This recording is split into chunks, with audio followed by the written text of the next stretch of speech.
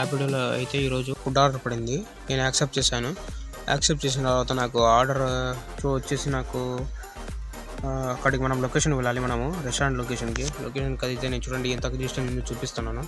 1.2 kilometres అనేది ఉంది.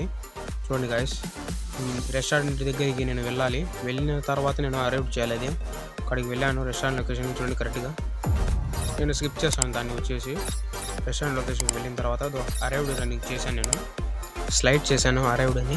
Next మనం అక్కడ రెస్టారెంట్ దగ్గర తీసుకోవాలి కదా, అదే పికప్ అనేది.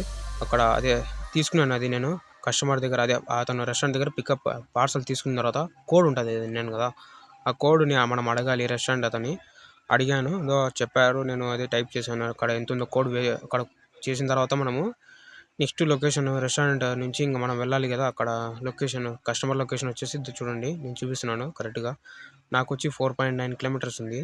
అక్కడికి అమౌంట్ అనేది ఎంత ఇస్తారో ర్యాపిడోలో చూడండి. నేను ఒకసారి మళ్ళీ చూడండి గైస్ ఎంత ఇస్తున్నారు. నేను అక్కడికి వచ్చాను. ఇప్పుడు వచ్చిన తర్వాత నేను స్కిప్ చేశాను దాన్ని. వచ్చాక నేను అక్కడ రీచ్ అని కొట్టాలి. రీచ్ చేసిన తర్వాత నేను డెలివరీ కొట్టాను. అతను వచ్చారు, కస్టమర్కి ఇచ్చేసాను. నేను డెలివరీ కొట్టిన తర్వాత నాకు అమౌంట్ వచ్చేసి 46.12 వచ్చింది గైస్.